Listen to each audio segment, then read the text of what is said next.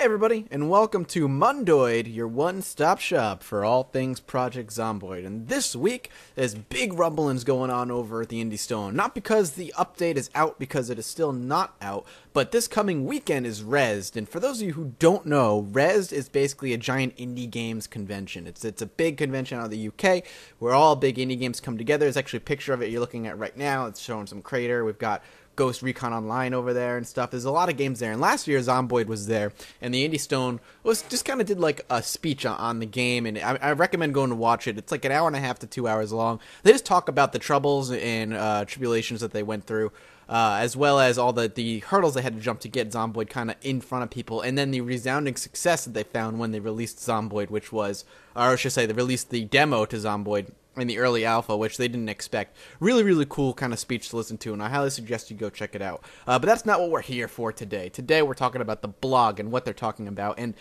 to be honest, there's actually a lot to talk about here, and one of the things they talk about is, oh, hey, guess what? The update's not out yet. And they talk about why a little bit, and primarily they're kind of in cram mode right now. This weekend, they have to get a stable build out for Rezzed. It has to happen. So this is basically going to be the last week we're going to have without an update to the game, because come the weekend, they absolutely have to have a stable build ready for the convention. What does that mean for us? Well, it means that when you die, no more getting booted back to Windows. It should go back to the main menu. A few memory leaks are being cleaned up, as well as a couple of other things. And with that, with those few basic fixes, those have to be completed by the weekend, meaning come Monday at the latest when they're back, we will have these basic fixes as kind of put into it. And I kind of like that. It's one of those situations where pressure basically forces results, right? With Rez bearing down on them in a week, they have no choice but to get a stable build fixed and up and running, which is stressful for them, obviously, and a lot of work on them. But for the consumer, and being a little greedy, as I tend to be every so often, it's great for us because it means that we are going to get an update to the game, whether they like it or not, because they have to get it done. So good news, like I said, is that they're focused on getting it built as well. Another thing to note they talk about is a loading bug that's related to loading on a separate thread. I guess apparently there was like dual loading going on or something. If you take a look at this paragraph right here, it says, another thing of note is a thread-related loading bug related to the game loading on a separate thread concurrently to the main game thread, and the main game potentially trying to begin before loading was completely finished. So that has been resolved. Whatever that was causing, I'm not entirely sure. Random weird bugs depending on speed of the processor, hard disk access.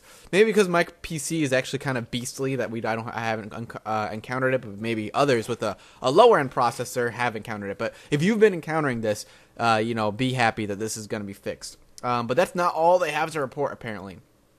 They have a plan. So one of the things that you've noticed that came out last update is the split-screen co-op and introduction of controller support.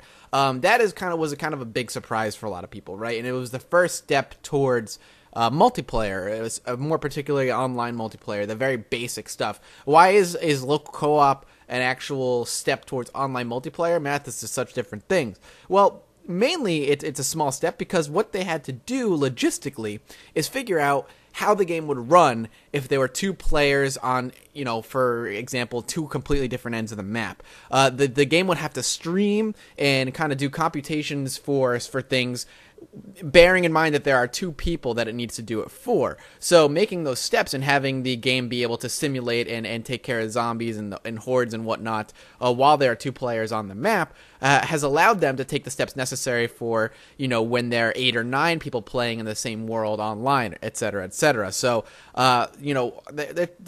the steps that they needed to take to get the local co-op split screen are steps towards online, but they're still a good chunk away from online multiplayer. So don't expect this thing that they're talking about, the plan, to be toward multiplayer, though technically it kind of is.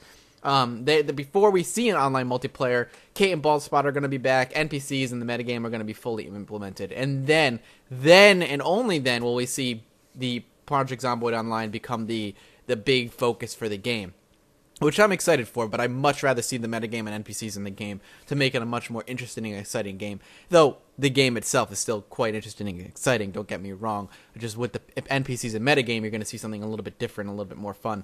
So with that, what their plan is, outside of getting it out there, they have this secret thing that they're going to be announcing at Res. Now, I personally have a very good idea as to what this is. I haven't confirmed my suspicions on it yet, so I'm not going to say it, especially since they want to keep it secret until Res.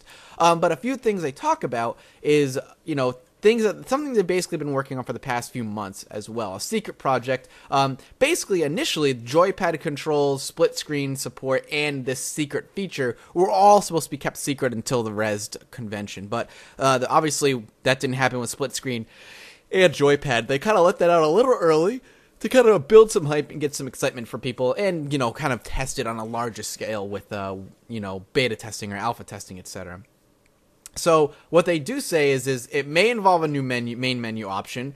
A clue would be to consider the amount of time people may have to play the game when coming across our booth, with only 4 machines available for people to play.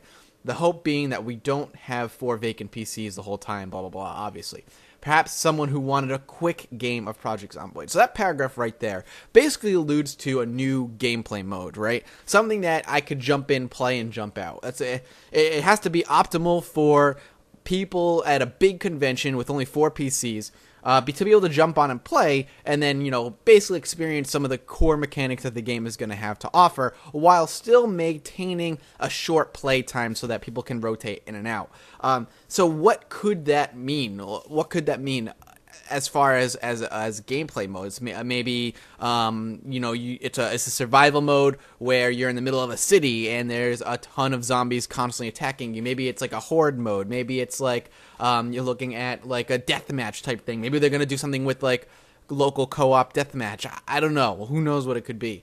But obviously there are big hints as to what it could be, and I'm actually excited to see what it's going to be, because this is going to be in the next update. We're going to be seeing this new gameplay feature in the next update, and I'm excited. I'm excited to see that because for me, for someone who plays so much Zomboid all the time, and it's always on camera, to play something that sounds like it could be quick, just jump in, jump out while my videos are rendering, I'm all for that. As you all know, that's kind of something that I love to do, is play short games off camera that are not too time consuming in general. So if that's what they're aiming for, I'm all for it. And again, I think I have a very good idea as to what it could be, but I'm not going to voice what I think it could be quite yet.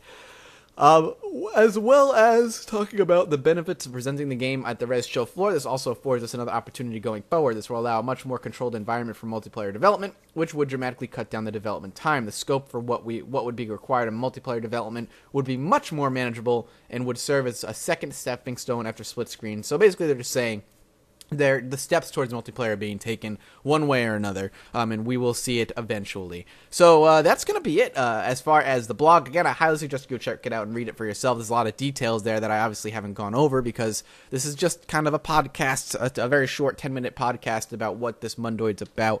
But if you're one of those weekly viewers or listeners, then I thank you for swinging by. I hope you guys are going to be back next week. If you're one of my daily viewers, stick around. We got some Game Dev Tycoon coming up, some more Crusader Kings, and of course some more Project Zomboid, as well as a new indie snapshot on the way as well. So thank you guys so much, and I will see you all next time.